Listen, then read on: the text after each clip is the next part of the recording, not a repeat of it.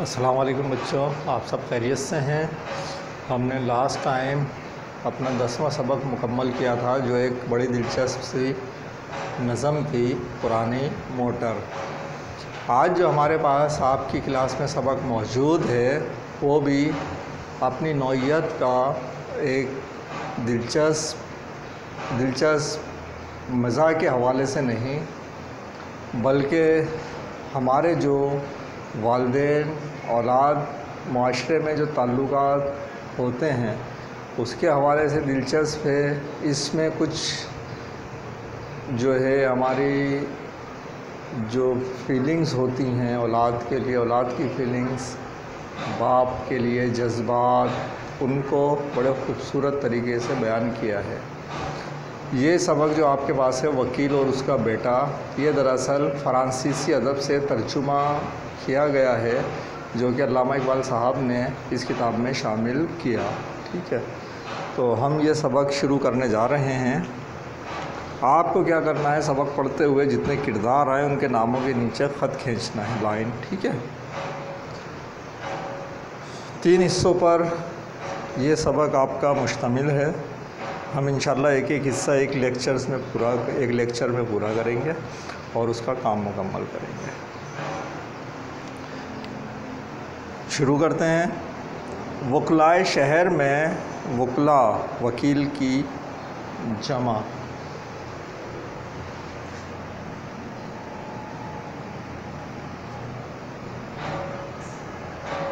वकील की जमा।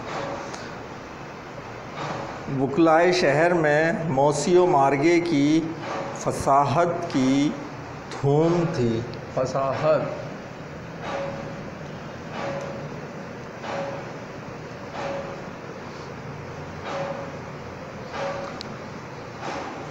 बात को इंतहाई ख़ूबसूरती से और सलीके से बयान करना, जो बहुत आसानी से दूसरे को समझ भी आ जाए, इसको क्या बोलते हैं? फसाहत। मेयारी अंदाज में जब आप अपनी बात किसी दूसरे तक कह देते हैं, ठीक, तो उसे क्या? फसाहत। ये काम मौसियो मार्गे बहुत अच्छी तरह करता था। पहले ये शख्स वकालत करता था, लेकिन बाद में सरकार की तरफ से एडवोकेट जनरल मुकर्रर हो गया।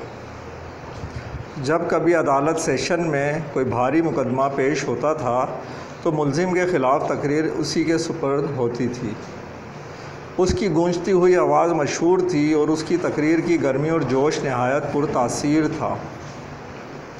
मुअज़्ज़िज़ीन शहर, जो बतौर ज्यूरी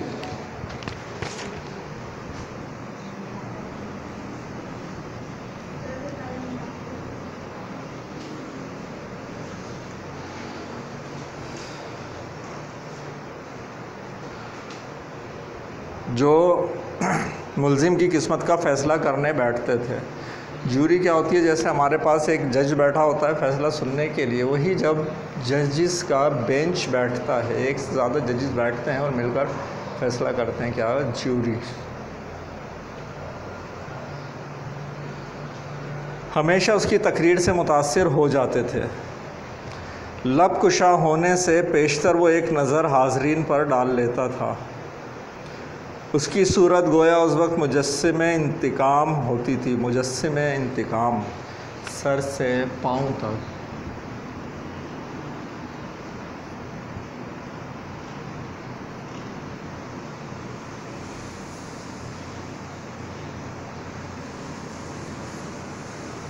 सर से पाँव तक पूरा का पूरा क्या? इंतकाम में डूबा हुआ, जिसका फ़र्ज़ था कि मुल्क को जुर्म से पाक कर दे। लोग उसकी इज़्ज़त करते थे और उससे डरते थे, मगर हकीकत ये थी कि मौसियो मार्गे को एक ऐसी मुसीबत का सामना हो चुका था जिसका सदमा उसे अंदर ही अंदर खाए जाता था।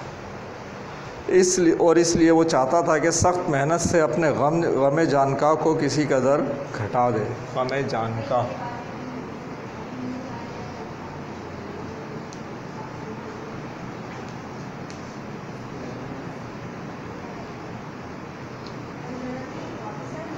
जानलेवा गम।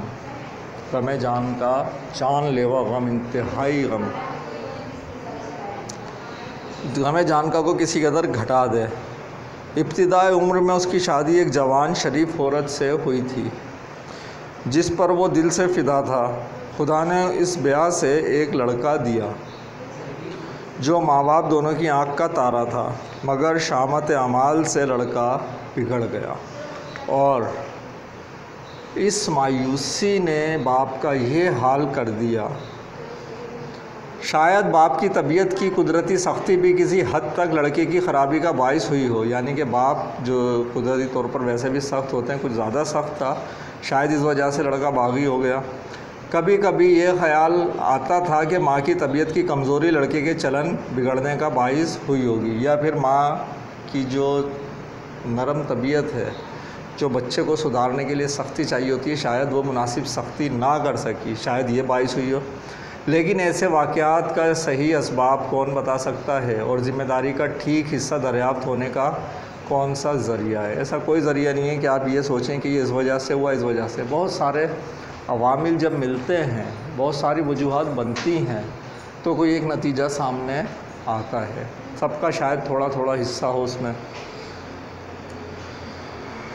मोसियो मार्गे ने लड़के की नाफरमानी से तंग आकर उसकी इस्लाह मकसद उसे सीधा रास्ता दिखाने के लिए उसकी इस्लाह की ये तदबीर सोची थी कि उसे जहाज़ पर मामूली मल्लाहों में नौकर करा दिया जाए। मल्लाह जो कश्ती चलाते हैं, कश्ती चलाने वाला,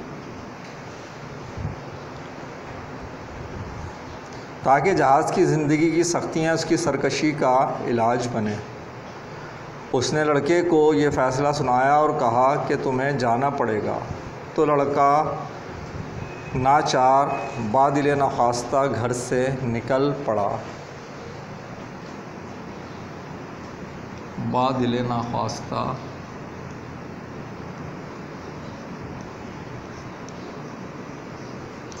दिल ना चाहते हुए, मजबूरन, मर्ज़ी थी या नहीं थी, और उसे क्या हुआ, जाना पड़ा। मगर गम व गुस्से से जल रहा था, गुस्से में था। माँ की ममता मशहूर है, लड़के को रुखसत करते वक्त ज़ार ज़ार रोने लगी, मगर लड़के का दिल इस बदसलूकी से पत्थर हो गया था। उसने ना माँ के आंसुओं की परवाह की और ना उन नसाए की जो बाप ने वक्त रुखसत ज़रूरी समझी। नसाए, नसीहत की जमा, नसाए। बाप ने नसीहतें जो की उसने उनको भी ज़रूरी नहीं समझा। दिल ही दिल में कुछ इरादा किया और चल दिया। वो फैसल पहले ही दिल में किसी नतीजे पर पहुंच चुका था। जहाज़ की सख्ती उससे कहाँ झेली जाती। पहले ही मकाम पर जहाँ जहाज़ किनारे लगा, उतरकर शहर को गया और फिर वापस ना आया। उस दिन से बराबर मफकूदुल खबर था।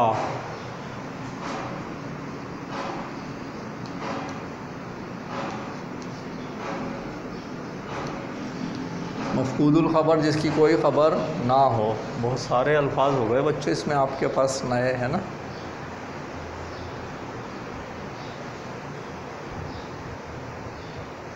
छः साल गुजर गए और बाप को मालूम तक ना था कि मर गया या जीता है। अव्वल माँ बाप दोनों बैठे अपनी इस बदकिस्मती पर अफसोस किया करते थे। कभी बेटे को किसी मुसीबत में मुब्तला तसव्वुर करते थे, कभी डरते थे कि किसी कैद खाने में होगा। कभी कहते थे कि काश यकीनन मालूम हो जाता कि मर ही गया है। चार आंसू तो बहा लेते। इस कश्मकश और कल्बी तकलीफ़ ने आखिर माँ की जान ले ली। माँ को दमे वापसी तक बेटे की याद थी। खाविन को जो आखिरी वसीयत की ये थी, उसे माफ़ कर दो। वावेन के दरमियान लिखा हुआ इनवर्टेड कॉमास में, यानी कि उस औरत के अपने अल्फाज थे क्या, बेटे के लिए उसे माफ़ कर दो। लड़का पहले जा चुका था, बीवी यूँ रुखसत हुई और बेचारा मोसियो मार्गे हमेशा के लिए उनका मातम करने को रह गया। यही तो दो शख्सियतें थीं जो उसकी ज़िंदगी में शामिल थीं। बेटा पहले चला गया और बीवी अब। इस हालत में काम में दिल लगाना और सख्त मेहनत करना, यही उसके दर्द का दरमा था। दर्द का दरमा इलाज।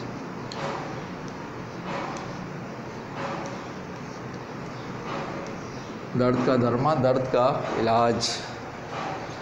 और इसलिए वो काम में इस कदर मसरूफ़ रहता था। तो ये थी बच्चों उसके मसरूफ़ रहने की वजह। गम उसको क्या था वो हमने पढ़ा है। देखते हैं इस सबक में अभी आगे क्या कुछ होना बाकी है। हमने आज जहाँ तक पढ़ा है इसका काम कर लेते हैं।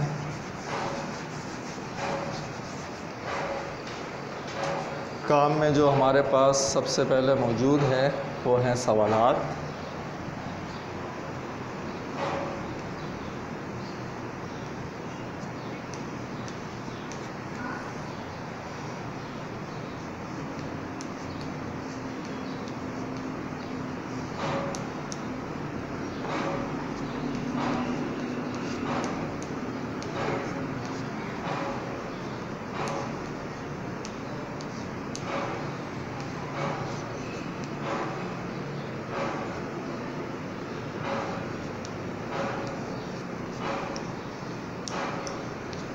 दर्ज झेल सवालात के जवाब तहरीर कीजिए।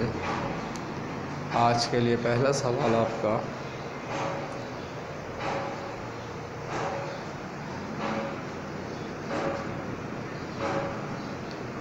मोसियो मार्गे कौन था और क्यों मशहूर था?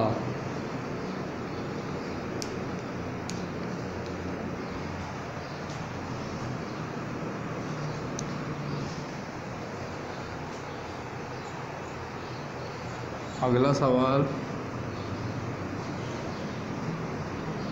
मोसियो मार्गे पर कौन सी मुसीबत आई थी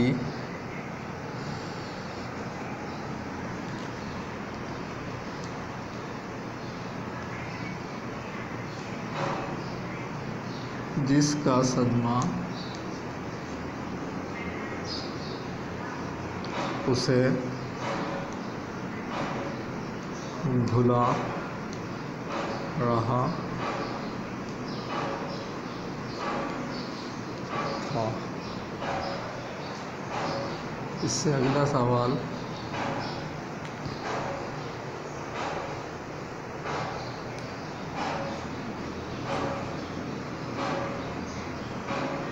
मोसियो मार्गे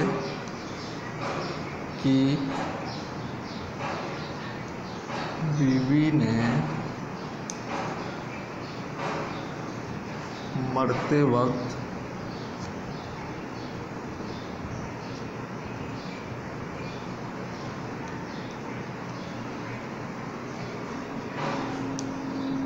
कौन सी वसीयत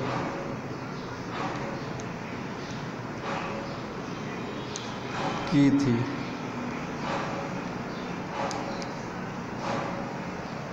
ठीक है बच्चों, ये हो गए आपके आज के क्लास वर्क के सवालात। इसको मिटा रहा हूँ। अब आपके पास होमवर्क है। होमवर्क में क्या काम है? हमने कहा था सबक पढ़ते हुए आपके पास जो जो किरदार आ रहे हैं उनके नीचे लाइन खींचिएगा। अब इस लाइन जो आपने खींची है, इन किरदारों की कुछ खुसूसियात हैं। मैं आपके पास वो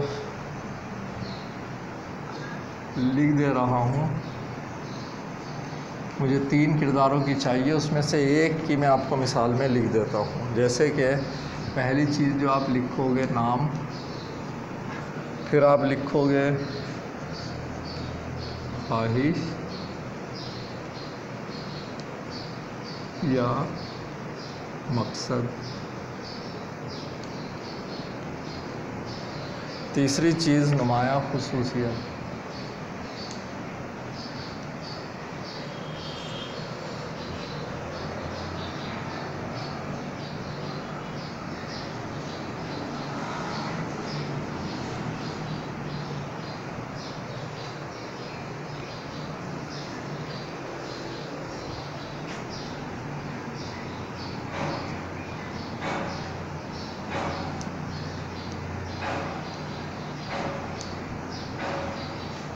पहला नाम जैसे मैं लूँ मौसियो मार गया,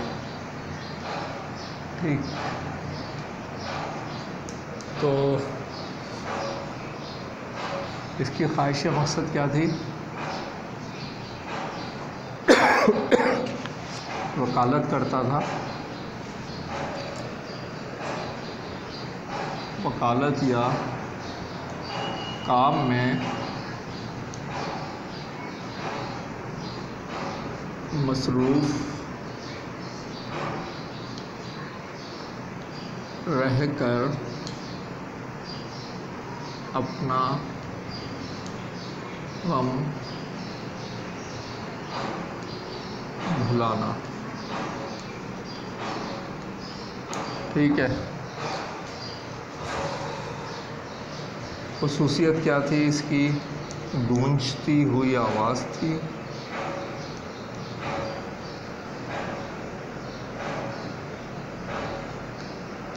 फसाहत भी थी, है ना,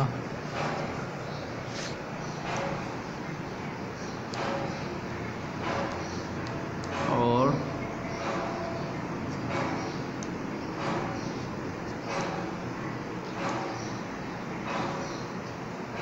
तकरीर का जोश था।